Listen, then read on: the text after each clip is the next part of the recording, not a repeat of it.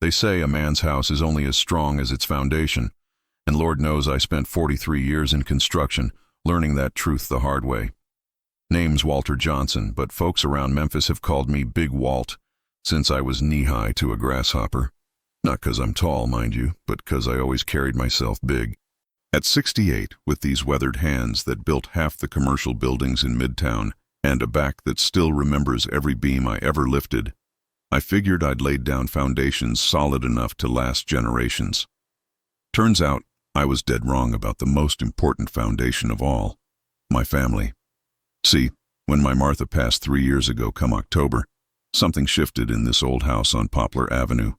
Not just the creaking floorboards or the way her favorite chair still holds the impression of her small frame, but something deeper. Something in the very structure of what we'd built together over 32 years of marriage. The woman who'd kept our 2 children, Marcus and Keisha, grounded in respect and gratitude, was gone. And without her steady hand, our family foundation started showing cracks I'd been too blind to see. Martha used to tell me, "Walt, you're too generous for your own good. These children need to learn the value of $1, not just expect one handed to them." I'd wave her off, saying, "Baby, we came from nothing. Tin roof shotgun houses and hand-me-down everything. I want our kids to have what we never did." She'd just shake her head with that knowing smile and say, "There's a difference between giving them opportunities and making them think money grows on trees." I should have listened. After Martha's funeral, a service I paid for in full, naturally, I started noticing things. Little things at first, like how Marcus, my 28-year-old son, suddenly had a lot more interest in coming by the house. Not to check on his grieving daddy, mind you, but to help me manage my finances and make sure I wasn't being taken advantage of by anyone. Real considerate of him, I thought at the time. Then there was Keisha, my 30-year-old daughter, fresh out of another failed relationship and full of business ideas that needed just a small investment to get off the ground. She'd sit at Martha's old kitchen table, spreading out business plans like blueprints, talking about food trucks and online boutiques and whatever scheme she'd seen on Instagram that week. "Daddy," she'd say, batting those eyes that reminded me so much of her mama, "you always said you wanted us to be entrepreneurs like you." Truth is, I was lonely as a man could be in that big house. Martha and I had bought it in 1987 when business was good. 4 bedrooms, 2.5 baths, hardwood floors throughout, and a wraparound porch where we'd drink sweet tea and watch the neighborhood kids play. After she passed, every room echoed with memories, and having my children around made it feel less like a mausoleum. So when Marcus mentioned needing help with his car payment, just until this promotion comes through at the insurance company, I didn't think twice about writing that check. When Keisha's rent was short because her real estate license was taking longer to process than expected, what kind of father would I be to let my baby girl get evicted? The problem with patching cracks instead of addressing the foundation is that the damage spreads. What started as 100 here, 300 there, soon became monthly expectations.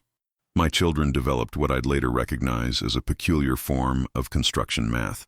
They could calculate exactly how much they needed from me down to the penny, but somehow never quite figured out how to stand on their own 2 feet. Marcus would show up every other Sunday after church, well-dressed and smooth-talking, asking about my health and my business with the kind of concerned attention that made an old man's heart glad. Then, almost like an afterthought, he'd mention some unexpected expense. "Daddy, you know I'm good for it. Haven't I always paid you back?" The thing is, he hadn't ever paid me back, but by then the amounts were coming so regular I'd stopped keeping track. Keisha was more creative in her approach. She'd bring groceries, expensive organic stuff from Whole Foods that she knew I'd never buy, and cook Sunday dinner like her mama used to. We'd sit at the table where Martha and I had shared thousands of meals, and she'd tell me about her dreams, her plans, her absolute certainty that this next venture would be the one to make her financially independent. "I just need you to believe in me, Daddy, the way Mama always did." How do you say no to that?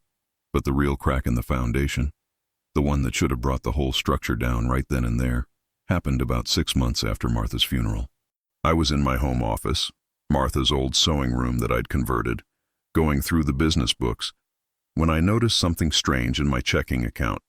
3 withdrawals I didn't remember making, each for exactly $500, spread out over 2 weeks. When I called the bank, they told me the withdrawals had been made using my debit card at ATMs in different parts of town. I was fixing to report fraud when I remembered I'd given Marcus my card the month before when his was temporarily frozen due to some mix-up with his bank. He was supposed to withdraw $100 for groceries while I was laid up with a bad back. I called him, trying to keep my voice steady. "Son, I need to ask you about something." "Sure, Daddy. What's up?" "My debit card. You still got it?" Long pause. "Oh yeah. Sorry about that. I keep meaning to bring it back." "You need it for something?" "Marcus, there's $1,500 missing from my account. 3 withdrawals I didn't make." Another pause, longer this time. When he spoke again, his voice had that defensive edge I remembered from when he was 12 and caught sneaking cookies before dinner. "Daddy, I can explain. See, I had some unexpected expenses come up, and I knew you'd want to help, but I didn't want to bother you while you were hurting so bad. I was gonna pay it back before you even noticed." "Son, that's stealing." "Now, Daddy, don't talk like that. We're family. Family helps family. You taught me that." That's when I should have seen it clear as day. The foundation was already compromised.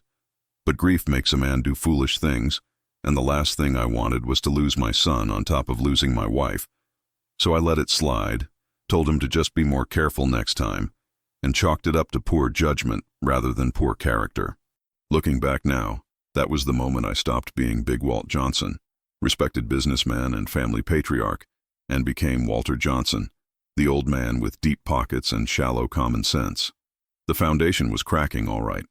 I just didn't realize I was the one holding the sledgehammer. Every construction foreman worth his salt knows that before you can fix a structure, you've got to understand how it got damaged in the first place. So let me lay out the blueprints of how my own children systematically dismantled 43 years of honest work, one manipulative conversation at a time. The debit card incident should have been my wake-up call, but grief has a way of clouding a man's judgment worse than Mississippi fog. Instead of putting up boundaries, I doubled down on being the loving father, the provider, the man who'd never let his children struggle the way he had growing up in the Foot Homes projects. Martha used to say I had a savior complex when it came to our kids. Turns out she was right about that too. Within 2 months of that first theft, because that's what it was, no matter how Marcus dressed it up, the requests started coming with military precision. Keisha would call every Tuesday around dinner time, right when she knew I'd be sitting alone at that kitchen table, picking at some microwaved leftovers.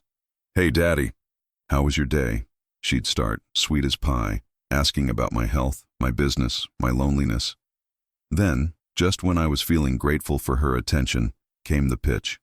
"Daddy, I've got this amazing opportunity. Remember my friend Shanice from high school?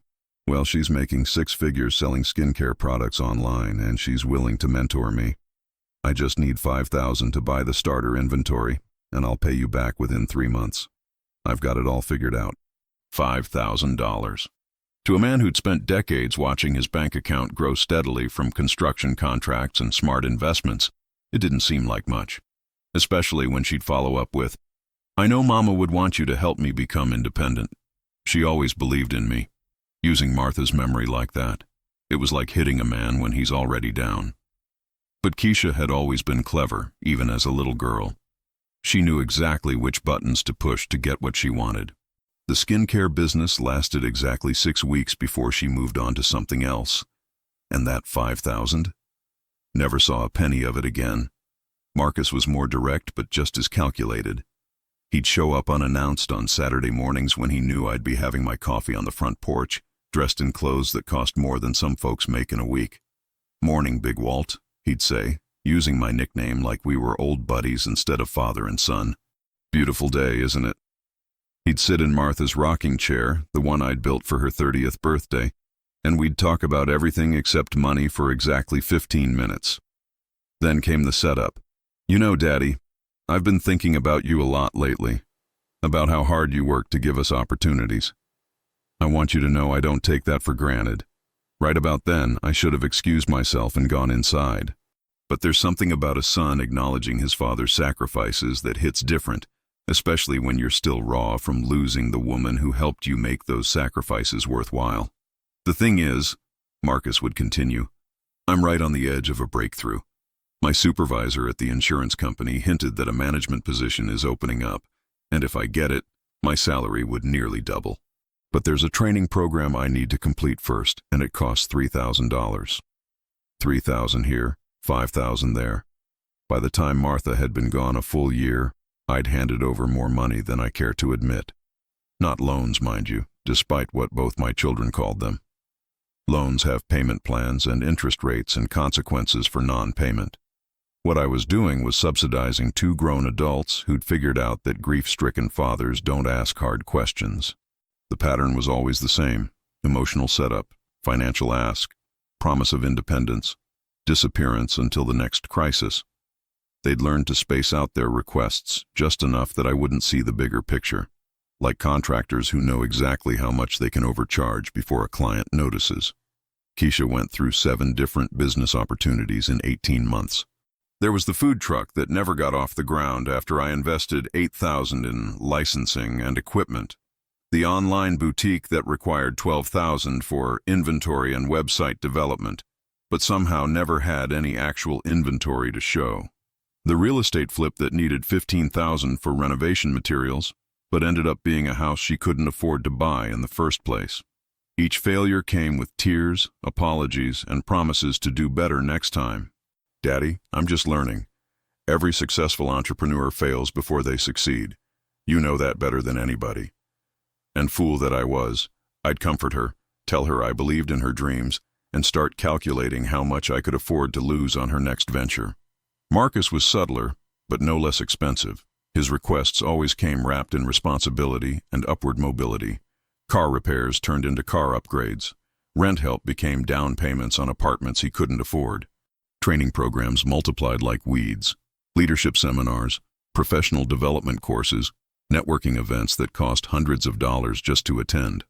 Investment in myself is investment in our family's future, he'd say, sounding like one of those motivational speakers on late-night TV. When I'm earning 6 figures, I'll be able to take care of you the way you've taken care of us. The mathematics were staggering when I finally sat down and added it all up. In the 2.5 years since Martha's death, I'd handed over nearly $90,000 to my children. $90,000 that represented decades of getting up before dawn, working in Memphis heat that could melt concrete, bidding on jobs, managing crews, dealing with difficult clients, and saving every dollar I could squeeze out of an honest day's work. $90,000 that had produced exactly nothing except 2 adult children who'd learned that their father was a reliable ATM with no PIN required. The most painful part wasn't the money itself. I'd been blessed with success in business and still had plenty set aside. The real heartbreak was realizing that somewhere along the way, my children had stopped seeing me as their father and started seeing me as their financial solution. Every visit, every phone call, every expression of concern about my well-being was just the opening move in a chess game where checkmate always meant another check written in their favor. Martha had tried to warn me years earlier, back when the children were teenagers. Walt, you can't love people into being responsible. Sometimes the kindest thing you can do is let them face consequences. I disagreed then, thinking she was being too hard on them. Now I understood she wasn't being hard enough. By the spring of Martha's 3rd year gone, I'd become an expert at recognizing the signs. The way Keisha's voice got extra sweet when she was about to ask for something. The way Marcus would compliment my shirt or my yard work before dropping his latest financial emergency in my lap. The way both of them had perfected the art of making their problems sound like opportunities and their failures sound like learning experiences. But I was still their father. Still the man who'd held them as babies and taught them to ride bikes and walk them down church aisles for baptism. Despite everything, I kept hoping that underneath all the manipulation and entitlement, there were still traces of the children Martha and I had raised to know right from wrong. That hope would prove to be the most expensive mistake I ever made. Because just when I thought I'd seen the worst of what they were capable of, my son Marcus decided to get married. And that's when their blueprint for exploitation revealed its true masterpiece of greed and disrespect. The foundation wasn't just cracked anymore. It was about to come crashing down completely. March came in like a lion that year, and with it came news that should have filled an old man's heart with joy. Marcus called on a Tuesday evening, his voice bubbling with excitement I hadn't heard since he was a boy, showing me his report card. "Daddy, I've got something wonderful to tell you. Brittany and I are getting married." Brittany was his girlfriend of 8 months. A pretty girl from East Memphis with a college degree, and what Martha would have called champagne tastes on a beer budget. I'd met her twice, once at a family barbecue where she spent most of the time on her phone, and once at a restaurant where she ordered the most expensive thing on the menu and left half of it on her plate. But if my son loved her, I was prepared to love her too. "That's wonderful, son. Congratulations. When's the happy day?" "June 15th. We're thinking a nice ceremony at the Peabody Hotel, maybe 150 guests. Nothing too fancy, but we want it to be memorable, you know." The Peabody Hotel, where Memphis society held their weddings and corporate events, where a man could drop more money on one night than most folks made in 6 months. I should have felt the ground shifting beneath my feet right then, but hope has a way of making a man deaf to warning bells. "That sounds real nice, Marcus. Your mama would have loved to see you get married there." "She would have, wouldn't she?" His voice got soft for a moment, and I thought maybe, just maybe, this was the event that would bring out the best in him. "Daddy, there's something else. Brittany and I have been talking, and we'd be honored if you'd help us with the wedding expenses. Not all of it, of course, but maybe the venue and catering. We've got quotes, and it would mean the world to us."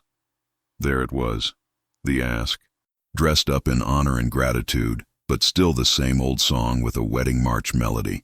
I closed my eyes and pictured Martha sitting across from me at the kitchen table, shaking her head with that look that said, "Walter Johnson, you know better." "How much are we talking about, son?" "15,000 should cover the venue, catering, and flowers. I know it sounds like a lot, but this is a once-in-a-lifetime event. And Brittany's parents are handling the dress, photography, and music, so we're really splitting everything down the middle. $15,000 for one day. One evening, really, since most wedding receptions don't last more than 6 hours. I'd built houses that cost less than that back in the 80s. But this was my son's wedding, my only chance to walk him down the aisle and dance with his bride and maybe, God willing, hold grandchildren someday. Let me think about it, Marcus." "Of course, Daddy. Take your time. But we do need to book the venue soon if we want that June date." The pressure, subtle but unmistakable. The gentle push toward a decision that had already been made in their minds. I hung up that phone and sat in Martha's chair, looking at the framed picture on the side table, our own wedding day 40 years ago, in the fellowship hall of New Hope Baptist Church, with a cake Martha's sister made and flowers from her mama's garden. We'd been happy as two people could be, surrounded by family and friends who loved us, and the whole thing cost less than $300. But times change, and maybe I was just an old man who didn't understand modern expectations. When Keisha called the next day to gush about the engagement and hint that she'd love to help plan a wedding worthy of our family name, I started to think maybe this was important enough to justify the expense. I wrote the check 2 weeks later, after Marcus brought by detailed receipts and contracts that needed deposits. $15,000 made out to the Peabody Hotel, with a memo line that read, "Marcus Johnson Wedding." Watching my son's face light up as he held that check made me feel like the father I'd always wanted to be, the provider, the patriarch, the man who could make his children's dreams come true. "Daddy, you don't know what this means to us. Brittany's going to cry when I tell her. You're the best father a man could ask for." For a moment, just a moment, it felt worth every penny.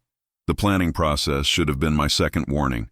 Despite paying for the venue, catering, and flowers, I found myself relegated to the role of silent investor rather than father of the groom. Wedding decisions were made in group texts that I wasn't included in. Menu tastings happened without me. When I asked Marcus about my role in the ceremony, he was vague. "Oh, Daddy, we're keeping the wedding party small. Just Brittany's brother as best man, and her sister as maid of honor. You know how it is. We want to keep things simple. Simple." At the Peabody Hotel, with a catered dinner for 150 people that I was paying for. The invitations arrived 3 weeks before the wedding, addressed to Mr. Walter Johnson, in elegant script, as formal as if I were a distant relative rather than the man who'd changed Marcus's diapers and taught him to tie his shoes. The ceremony details were listed, along with a reception to follow, but there was no mention of my role beyond guest. I called Marcus about it, trying to keep my voice light. Son, I was wondering about the father of the groom duties. Walking you down the aisle? Maybe a speech at the reception? Well, Daddy, we've decided to do things a little differently. Brittany's father is going to officiate. He's got that online ordination thing, and we want to keep the speeches to just the best man and maid of honor. You understand, right? We don't want the ceremony to run too long. I understood, all right. I understood that I'd been reduced to a checkbook with legs. Welcome to attend the event I'd funded, but not important enough to participate in any meaningful way. The wedding day itself was beautiful, I'll give them that. The Peabody's rooftop ballroom looked like something out of a magazine, with white roses and gold accents everywhere you looked. Brittany was radiant in a dress that probably cost more than my first car, and Marcus looked handsome in a tuxedo I assumed her parents had paid for, since he hadn't asked me for clothing money. I sat in the third row, behind Brittany's extended family and some friends I didn't recognize, wearing my best suit and the tie Martha had bought me for our 40th anniversary. Keisha sat beside me with her latest boyfriend, whispering commentary about the decorations and the guest list, like we were watching a movie instead of a family celebration. During the ceremony, Marcus's eyes never once found mine. When the officiant asked, "Who gives this man to be married?" Brittany's father stepped forward with a proud smile and said, "His family and friends do."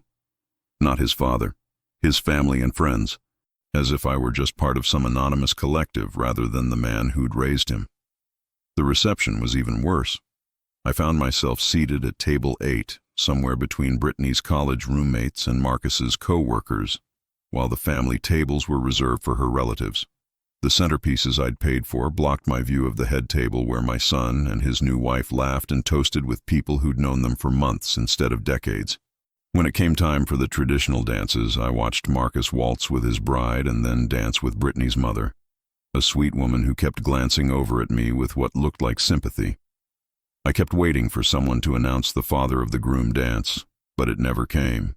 Instead, the DJ moved on to general dancing, and I sat there watching the celebration I'd funded unfold without me. The final insult came when the photographer was taking family pictures. I started to join the group, thinking surely they'd want photos with the groom's father, but Marcus held up a hand. "Actually, Daddy, we're just doing immediate family right now.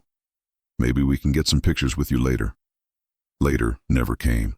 I left that reception feeling smaller than I had since Martha's funeral. $15,000 to be treated like an unwelcome guest at my own son's wedding. $15,000 to learn that in my children's minds, I'd become nothing more than a financial resource to be tapped when needed and ignored when inconvenient. Driving home through the empty Memphis streets at 10:30 on a Saturday night, I finally understood what Martha had been trying to tell me all those years. You can't buy love, respect, or even basic human decency. You can only subsidize the illusion of it, and eventually, even that runs out. The foundation wasn't just cracked anymore. It had completely collapsed, and I was standing in the rubble of what I'd thought was a family, holding receipts for a party where I'd been the financier but not the father. But I was about to learn that rock bottom has a basement, and my children weren't done with me yet. 2 months after that wedding, on a humid August evening when the Memphis heat was thick enough to choke on, my son Marcus called with news that would change everything between us forever. The phone rang just as I was finishing a plate of leftover fried chicken and watching the Cardinals play on TV. One of those quiet Saturday nights that had become my norm since Martha passed. "Hey, Daddy, got a minute to talk?" "Sure, son. How's married life treating you?" "Great, actually. That's kind of what I'm calling about. Brittany and I have been doing a lot of talking lately, about family and expectations and, well, about our future together." Something in his tone made me reach for the TV remote and turn down the volume. In 43 years of construction work, I'd learned to recognize when bad news was coming by, the way people cleared their throats and chose their words too carefully. "What's on your mind, Marcus?" "The thing is, Daddy, Brittany and I are trying to build something new together. Something that's ours, you know. And we feel like, well, like maybe we need some space to figure out who we are as a couple without outside influences." Outside influences. That's what I'd become to my own son, an outside influence. "I'm not sure I follow, son. Look, I'm just going to be straight with you because I respect you too much to dance around it. Brittany and I have decided that we need to limit family involvement in our lives for a while. Her parents understand. and now I'm hoping you will too. The chicken I'd been eating turned to sawdust in my mouth. Marcus, what exactly are you saying? I'm saying that we won't be including you in our plans for the foreseeable future. No Sunday dinners, no holiday gatherings, no drop-by visits. We need to establish our own traditions as a family unit. The words hit me like a sledgehammer to the chest. I set down my fork and tried to process what I was hearing. This was the same boy I'd taught to throw a football, the same young man I'd helped through college, the same son whose wedding I'd just paid for 2 months ago. Son, I don't understand. Did I do something wrong? If this is about the wedding, if I somehow... It's not about one thing, Daddy. It's about patterns. The way you try to stay too involved in our business. Brittany feels uncomfortable with how much you insert yourself into our finances and decisions. Insert myself into finances. The man who just handed over $15,000 for their wedding was being accused of inserting himself into their finances. Marcus, I've only helped when you asked me to, every time. See, that's the problem right there. You think of it as helping, but it feels controlling to us. Like you expect something in return for every dollar you spend. Brittany says that's emotional manipulation, and honestly, I'm starting to see her point. Emotional manipulation. The words felt like ice water in my veins.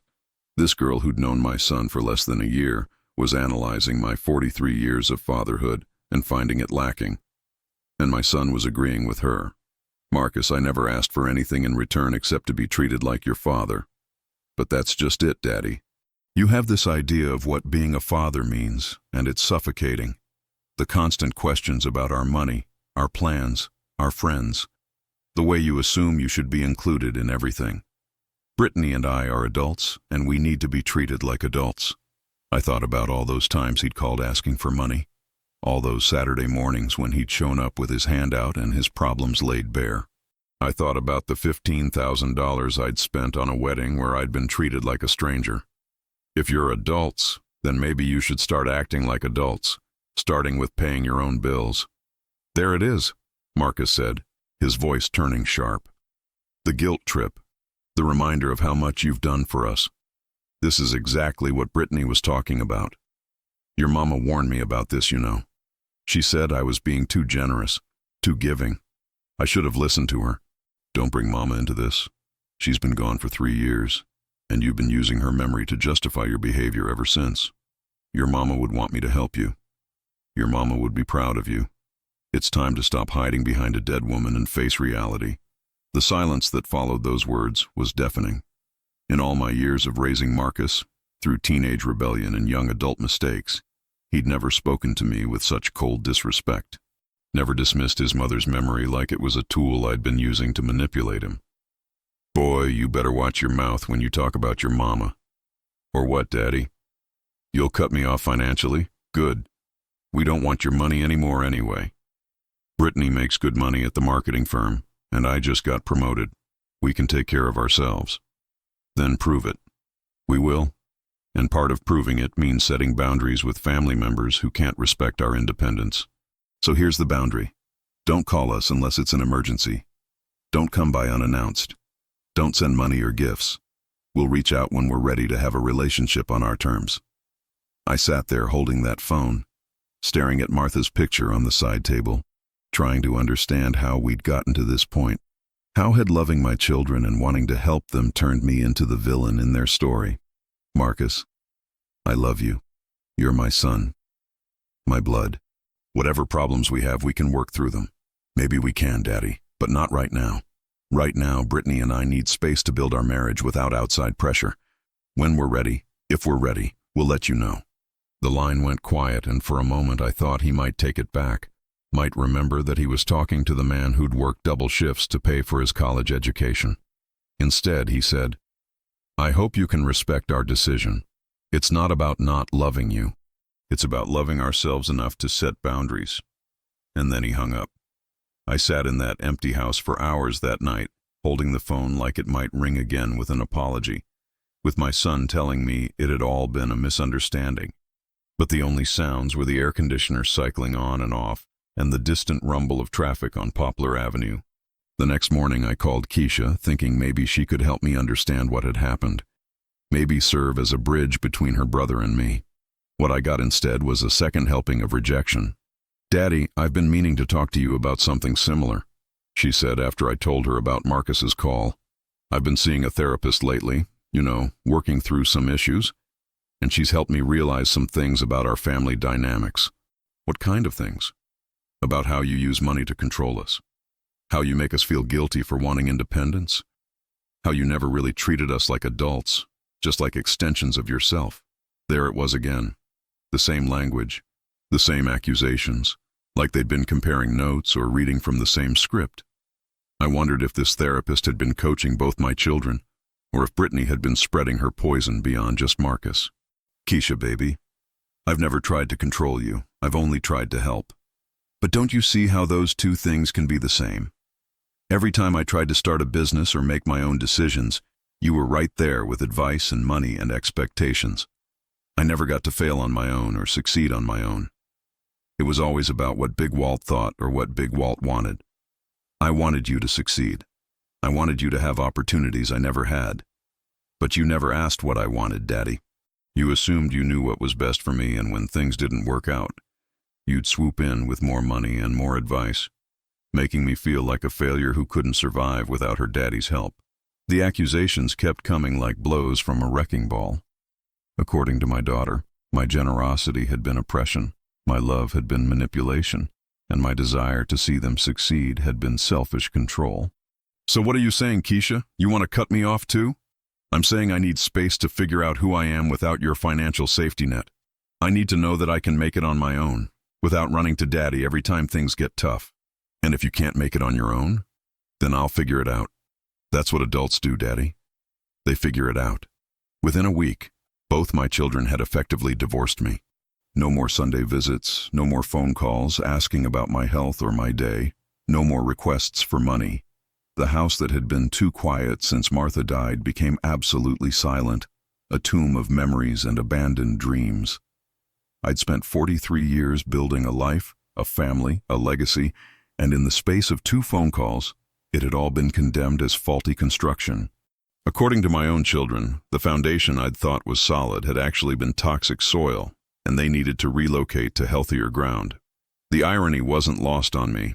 After decades of them treating me like an ATM, they were now claiming that I was the one who'd made everything about money. After years of their promises to pay me back and their talk of independence, they were now ready to be independent, as long as that independence started with blaming me for their dependence. I hung up the phone that Sunday evening and looked around the house Martha and I had filled with love and laughter, and the dreams we'd had for our children. Now it felt like a mausoleum, not just for my wife, but for the family we'd tried to build together. But as I sat there in the growing darkness, something began to change inside me. The hurt was still there, sharp and deep, but underneath it, something harder was taking shape, something that felt like clarity. For the first time in 3 years, I wasn't mourning what I'd lost. I was getting angry about what had been stolen from me. And anger, I was about to discover, could be a powerful tool for rebuilding. When you've spent 43 years in construction, you learn that before you can rebuild anything, you've got to survey the damage. You need to know exactly what's broken, what can be salvaged, and what needs to be torn down completely. That's what I did in the weeks following my children's declarations of independence. I took inventory. The morning after Keisha's phone call, I pulled out every bank statement, canceled check, and receipt I could find from the past 3 years. Martha had always kept meticulous records, and I'd continued the tradition more out of habit than purpose. Now I was grateful for every piece of paper, every electronic transaction, every trail of financial breadcrumbs that would tell me the real story of my children's independence. I spread it all out on the dining room table, the same table where Martha used to help the kids with homework, where we'd celebrated birthdays and planned family vacations. Now it looked like a war room, covered with evidence of what I was beginning to understand had been a systematic campaign of financial exploitation. The numbers were staggering. In the 3 years since Martha's death, I'd given Marcus a total of $67,412. That wasn't including the wedding.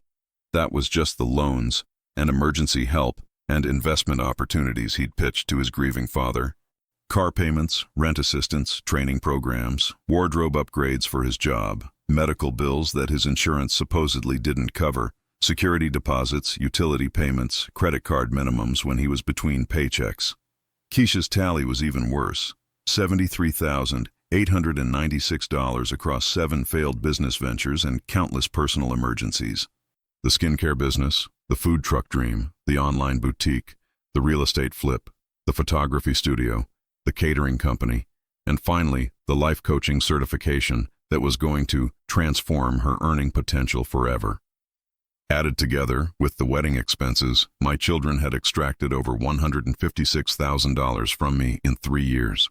$156,000 that represented not just money but early mornings and late nights, difficult clients and dangerous job sites, careful budgeting and smart investing. $156,000, and not a penny of it had ever been repaid. But the financial audit was just the beginning. I also started reviewing the emotional transactions, the promises made and broken, the manipulation tactics they'd used, the way they'd weaponized my grief and my love against my own common sense. I remembered Martha's advice from years earlier, when Marcus was in college and constantly calling home for money. Walt, you're not helping him by solving every problem. You're teaching him that problems don't have consequences because Daddy will always fix them. I dismissed her concerns then, telling her she was being too hard on our son. Now I could see she'd been trying to warn me about this exact moment. The patterns were clear once I laid them out chronologically. Both children had learned to time their requests for maximum emotional impact. Right after Martha's death, around the anniversary dates, during holidays when I was feeling especially lonely. They'd learned to frame their wants as needs, their poor planning as emergencies, their failures as learning experiences that justified even more investment. Most importantly, they'd learned that I'd rather be useful than respected, that I'd rather be needed than appreciated. They'd turned my love into a liability and my generosity into a weakness. But now they wanted space, independence, freedom from their father's controlling presence. Well, if that's what they wanted, I was going to give it to them in ways they never expected. The first call I made was to my attorney, James Richardson, a sharp man about my age who'd handled my business contracts for 20 years. James had warned me before about mixing family and finances, but I'd always waved off his concerns. Now I needed his expertise for something more complex than construction contracts. Walt, good to hear from you. What can I do for you today? James, I need to talk to you about some estate planning issues and some other matters that might be sensitive. Come by the office tomorrow morning. We'll have privacy and all the time you need. That evening, I called my financial advisor, Robert Chen, a brilliant young man who'd helped me grow my retirement investments far beyond what a construction foreman had any right to expect. Robert had always been impressed by my discipline in saving and investing, but he'd also gently questioned some of my recent large withdrawals. Mr. Johnson, I've been meaning to check in with you anyway.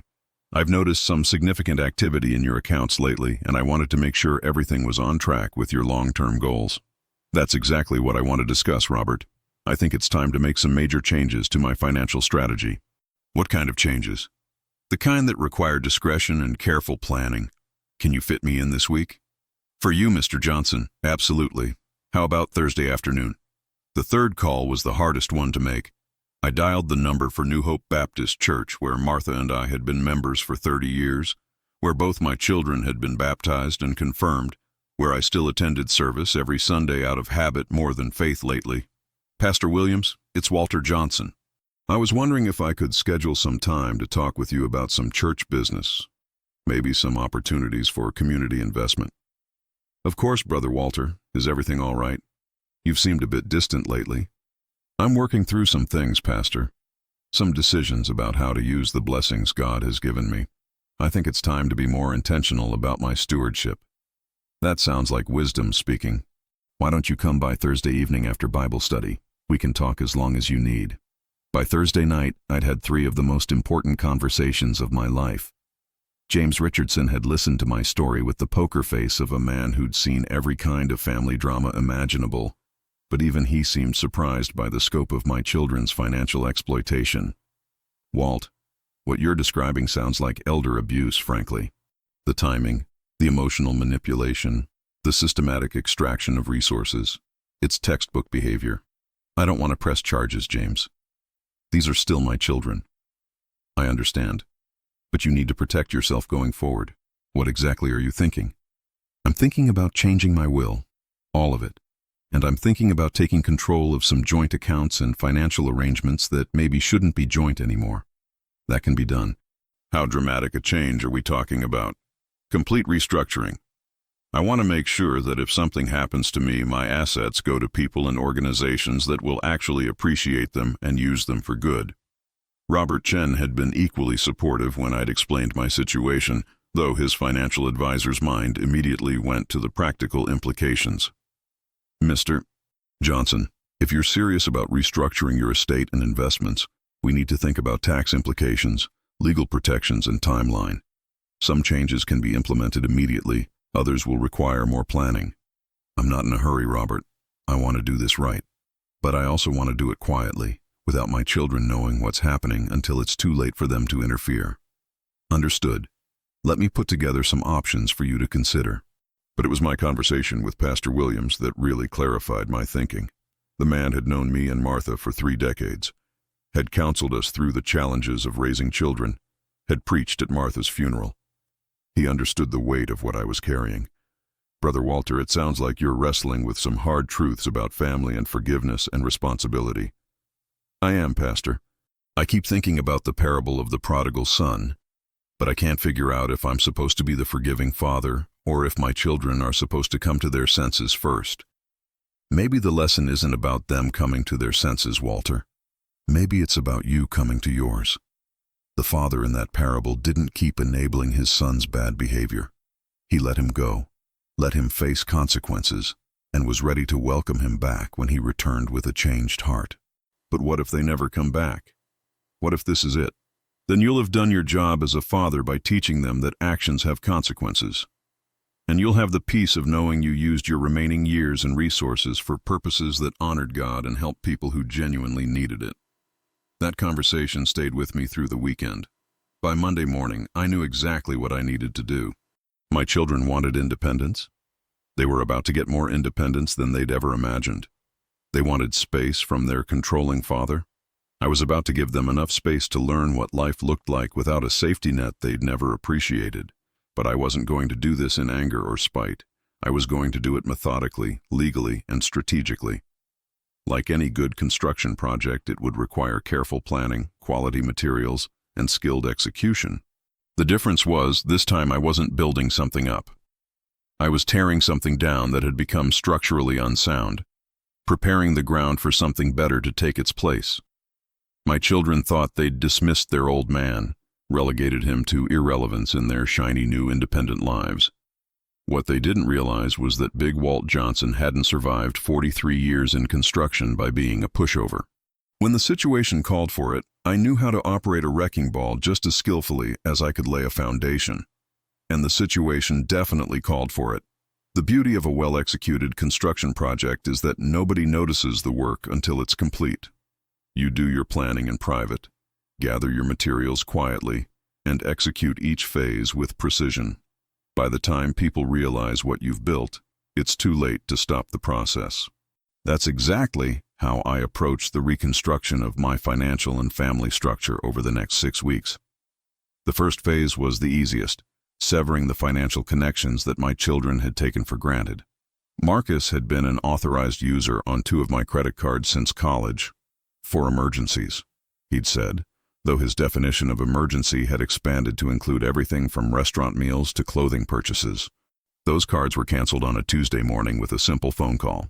Mr. Johnson, the customer service representative, said, "Are you sure you want to remove the authorized users?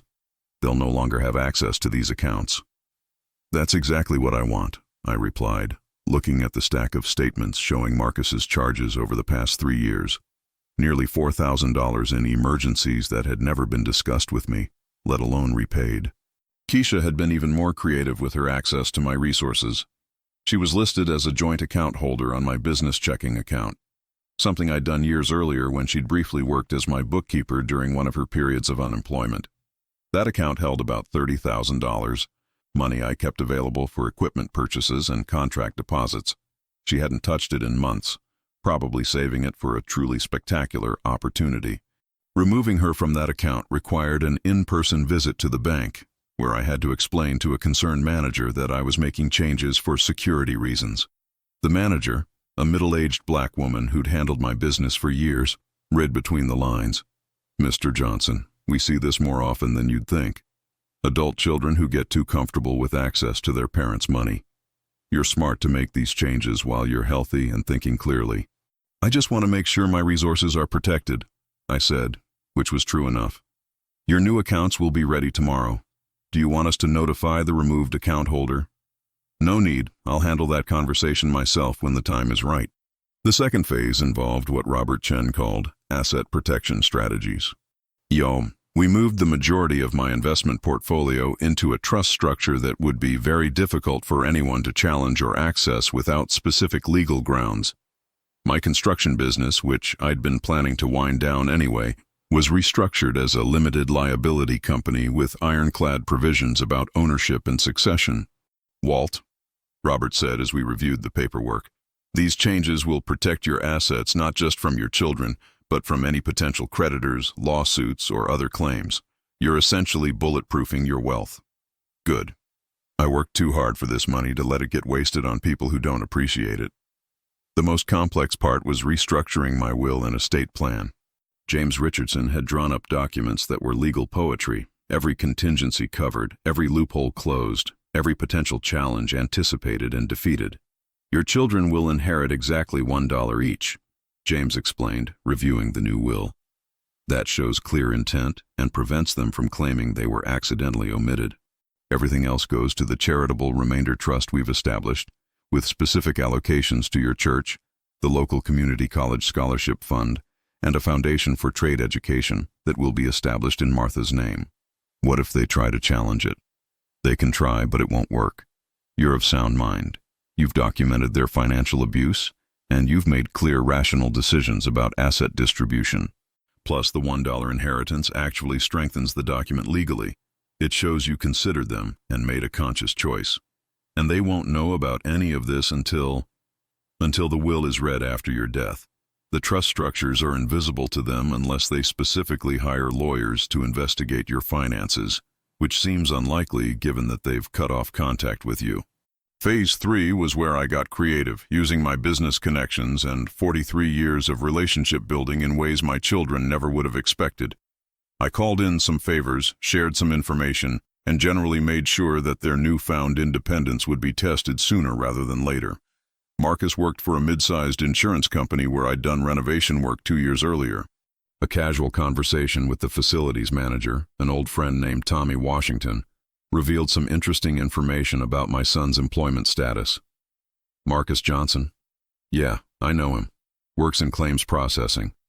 Nice enough guy, though between you and me, Walt, his work ethic isn't what I'd expect from your boy. Shows up late pretty regular, takes long lunches, always got some excuse about why he can't work overtime when we need the help." "That's so?" "Yeah, and word is, his supervisor's been documenting some performance issues. Nothing major yet, but in this economy, companies aren't keeping marginal employees when they can find better ones. I didn't ask Tommy to do anything. That would have been wrong. But I did make sure he understood that my family relationships had become complicated, and that I wouldn't take it personal if Marcus had to face the same workplace standards as everybody else." Keisha's situation was even more interesting. Her latest business venture, the life coaching certification, had involved her taking out a substantial loan using her car as collateral. She'd mentioned it casually during one of her money requests, thinking I might offer to pay off the loan for her. I hadn't, but I'd remembered the details. A friend of mine, Jerome Parker, ran a small finance company that specialized in auto loans and title loans for people with less than perfect credit. When I called to ask about investment opportunities in his business, the conversation naturally turned to market conditions. "Walt, these title loans are risky business. A lot of folks who take them out think they're just temporary solutions, but when they can't make the payments, we got to enforce the contract terms. Must be hard to decide when to be flexible and when to stick to business." "It is. We try to work with people when we can, but at the end of the day, a contract's a contract. Can't run a business on good intentions." Again, I didn't ask for any special treatment. The opposite, actually.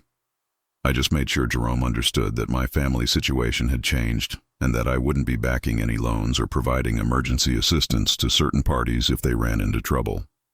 The fourth phase was the most satisfying, redirecting my time, energy, and resources toward people and causes that actually deserved them. I started volunteering at the community college's construction technology program, mentoring young men and women who reminded me of myself at that age, hungry, hard-working, and grateful for every opportunity. "Mr. Johnson," said David Martinez, a 22-year-old student from North Memphis who was learning electrical work while supporting a young family, "I can't tell you how much this scholarship means to me. My daughter's going to have opportunities I never dreamed of because of your generosity. That's what it's for, son. Investing in people who will use the opportunity wisely." I also increased my tithing at New Hope Baptist, establishing a special fund for families facing legitimate emergencies, medical bills, job loss, natural disasters, the kind of genuine crises that my children had taught me to distinguish from manufactured drama. Pastor Williams was grateful but curious about my sudden increase in charitable giving. "Brother Walter, this is wonderful, but I want to make sure you're not overextending yourself financially. Pastor, I'm finally learning the difference between investing in people who appreciate it and throwing money at people who expect it. This feels like the wisest thing I've done with my money in years." By the end of October, the reconstruction was complete. My financial fortress was secure. My assets were protected. My legacy was redirected toward worthy causes, and my children remained blissfully unaware that their safety net had been completely removed. The real test would come when they needed that safety net again, and based on their track record, that wouldn't take long. Marcus had never gone more than 3 months without asking for money, and Keisha's business ventures typically collapsed within 6 weeks of launch. I didn't have to wait long to see how well my new structure would hold up under pressure. November brought the first real test of my children's declared independence, and the results were everything I'd hoped for and nothing they'd expected. The foundation I'd built this time wasn't designed to support dead weight. It was engineered to reward merit, protect value, and teach the hardest lesson I'd ever had to learn. That love without boundaries isn't love at all. It's enablement wearing a father's face. My children wanted to be adults. I was about to show them what adulthood actually looked like when Daddy wasn't there to cushion every fall. The call came on a Tuesday morning in early November, 3 weeks after the first frost had stripped the leaves from the oak tree in my front yard. I was reading the commercial appeal and drinking coffee when the phone rang with a number I recognized but hadn't seen in almost 3 months. "Daddy?" Keisha's voice was small, strained, nothing like the confident woman who'd told me she needed space to establish her independence. "Daddy, I need to talk to you." "Hello, Keisha. How's that independence working out for you? Please don't be like that. I'm in trouble, real trouble, and I don't know what else to do." I set down my newspaper and leaned back in Martha's old kitchen chair. This was the moment I'd been preparing for, the first real test of the new structure I'd built. What kind of trouble? "They're going to repossess my car tomorrow if I don't come up with $3,000. The title loan company won't work with me anymore. And without my car, I can't get to work. Can't do anything. I'll lose everything. $3,000. Not even a month ago, that would have been an automatic yes, followed by a lecture about being more careful with money and a promise from her to pay me back that we both knew was meaningless. Now I had different plans. "That's a tough situation, baby girl. What are you going to do about it?" "What am I going to—" "Daddy, I'm asking for your help. I know we said we needed space, but this is an emergency, a real emergency. Keisha, you told me that you needed to figure out who you were without my financial safety net. You said you needed to know you could make it on your own. Well, here's your chance to find out." The silence on the other end of the line stretched so long I thought she might have hung up. When she finally spoke, her voice was shaking. "You're really going to let them take my car? You're going to let me lose my job because you want to prove a point? I'm not proving a point, honey. I'm respecting your clearly stated wishes for independence. You didn't want my involvement in your life, remember? You didn't want my controlling influence or my emotional manipulation. So I'm giving you exactly what you asked for, the chance to handle this yourself. But I can't handle this myself. That's why I'm calling you. Then maybe you should have thought about that before you decided I was the problem in your life. Daddy, please. I'm sorry about what I said. I was just confused listening to my therapist too much. I didn't mean any of it. Oh, you meant it, Keisha. You meant every word. And you know what? You were probably right about some of it. I did enable you. I did make it too easy for you to avoid consequences. But I'm not making that mistake anymore. So you're just going to abandon me? Your own daughter? No, baby girl. I'm going to let you grow up. Something I should have done a long time ago. I hung up the phone and sat in the quiet kitchen, listening to the old house settle around me. It hurt. Lord knows it hurt, to hear my daughter's pain and not rush to fix it. But Martha's voice was clear in my memory. Sometimes the kindest thing you can do is let them face consequences. The second call came 2 days later, on Thursday evening. Marcus's number appeared on my caller ID just as I was finishing dinner. Daddy, we need to talk. His voice was tight, controlled, but I could hear the strain underneath. Hello, Marcus. How's married life? Don't play games with me. Something's wrong with my credit cards. They're saying the accounts have been closed, that I'm no longer an authorized user, and Brittany tried to use the emergency card you gave us, and it was declined. That's because I canceled those cards. You what? Why would you do that? Because you told me you were adults who could take care of yourselves. Adults don't need Daddy's credit cards, do they? Daddy, this isn't funny. We've got bills that auto-pay to those cards. Our rent, our car insurance, groceries. You can't just cut us off without warning. Watch me. I don't understand. Why are you doing this? Is this because of what I said about needing space? I thought you understood that wasn't personal. Marcus, let me ask you something. In the 3 months since you told me you didn't want me in your life, how many times have you called to check on me? How many times have you asked about my health, my loneliness, whether I needed anything? Silence. That's what I thought. But now that you need something, here you are. Funny how that works. Look, maybe I could have called more, but we've been busy with work and setting up our new life together. You know how it is. No, son, I don't know how it is. Because when I was your age, I called my daddy every week until the day he died. Even when we disagreed, even when he got on my nerves, I respected him enough to maintain a relationship. Daddy, please, can we just fix this? I'll call more, I promise. We'll visit on Sundays like we used to, just don't leave us hanging like this. You're not hanging, Marcus. You're standing on your own 2 feet for the first time in your adult life. It might feel scary, but it's what grown men do. But the rent is due Monday, and without those cards, you better figure something out then. Maybe ask Brittany's parents. Maybe get a second job. Maybe learn to live within your means instead of mine. You're being cruel. No, son, I'm being a father. I should have done this years ago. The third call was the most satisfying, though it came from an unexpected source. Tommy Washington called me on a Friday afternoon with news that made my newly constructed boundaries feel even more solid. Walt, thought you should know. Your boy Marcus got let go today. Is that right? Yeah, his supervisor finally had enough. Too many late arrivals, too many long lunches, too many excuses. Company's tightening up and they can't afford to carry dead weight anymore. I appreciate you letting me know, Tommy. Walt, I hope you don't think I had anything to do with this.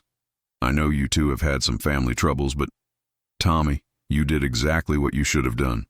Treated him like any other employee. That's all I ever wanted. Marcus called again that evening, his voice desperate now. Daddy, they fired me.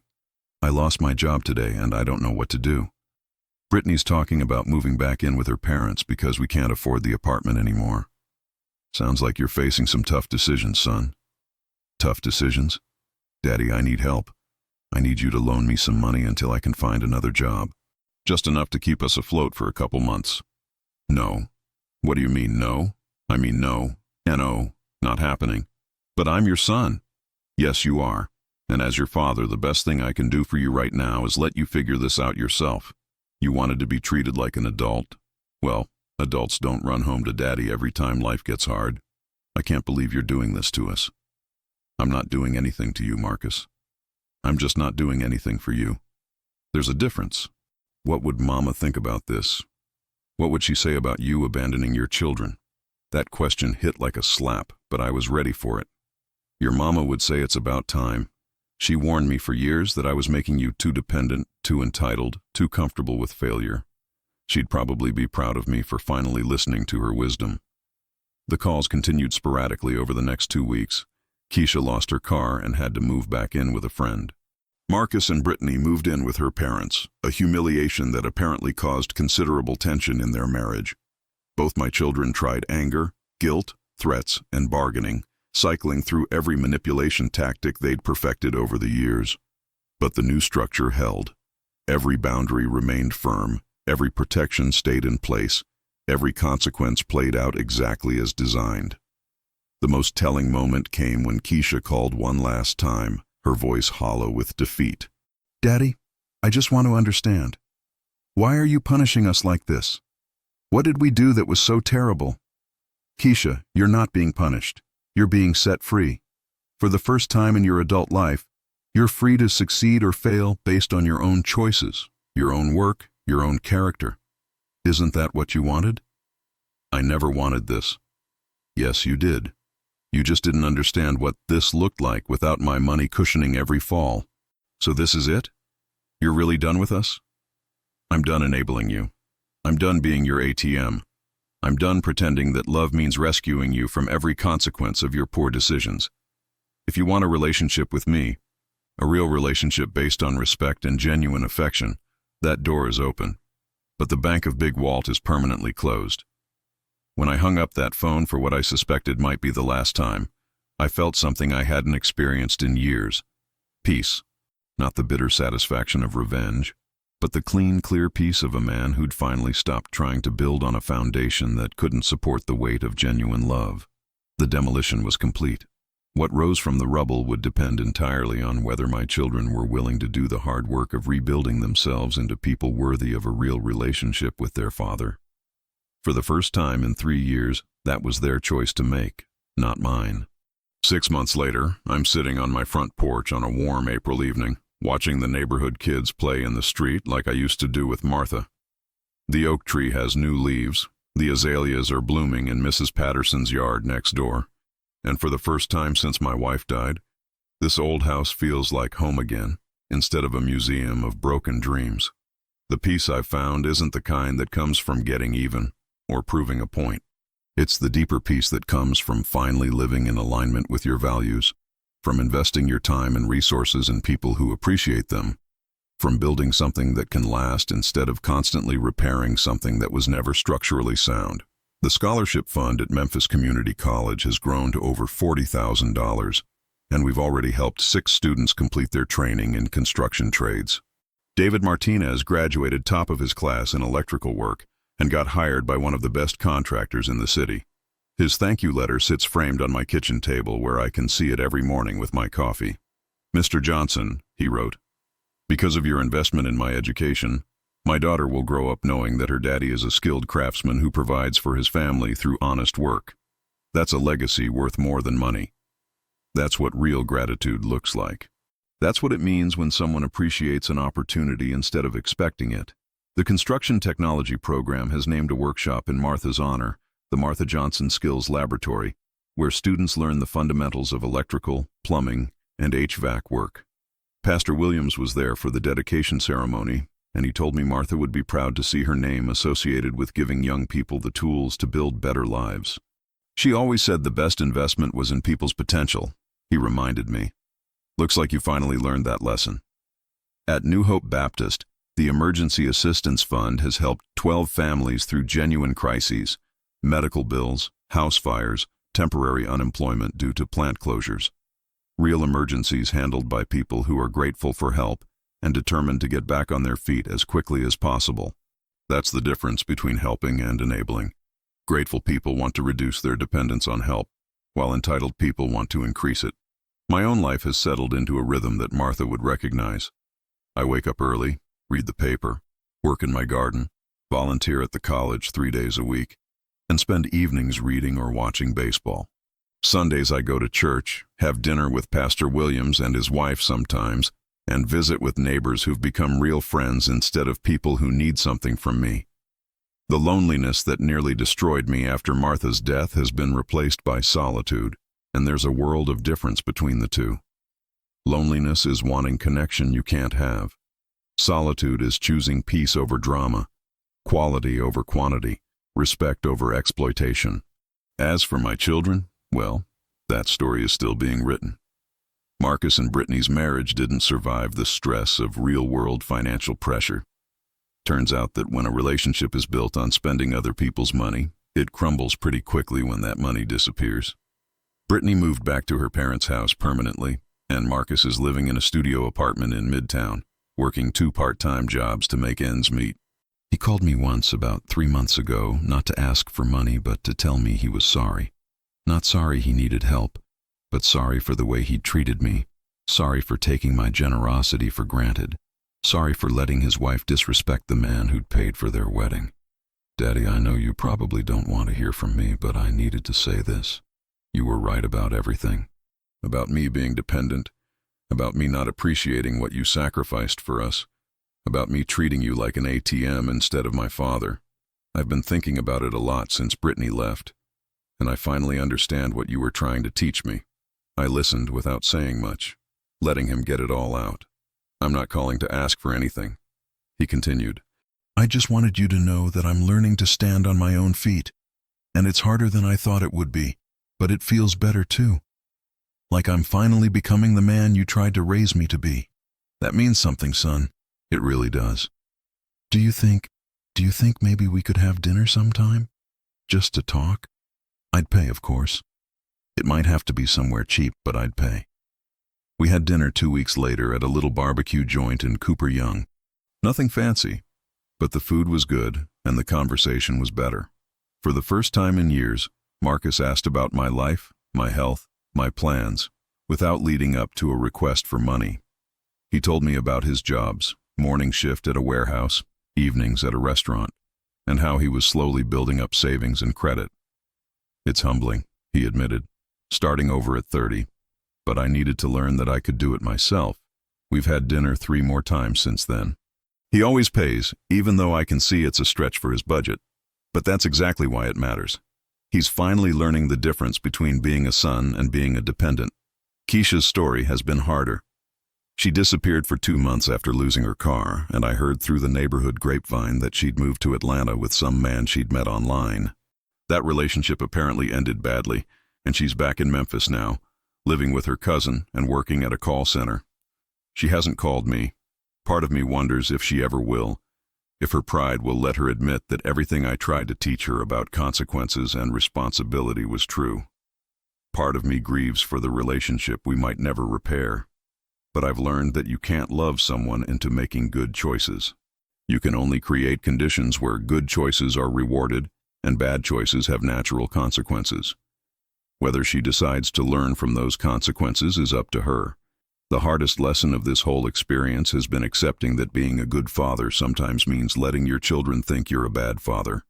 For years, I thought love meant solving their problems, preventing their pain, cushioning their failures.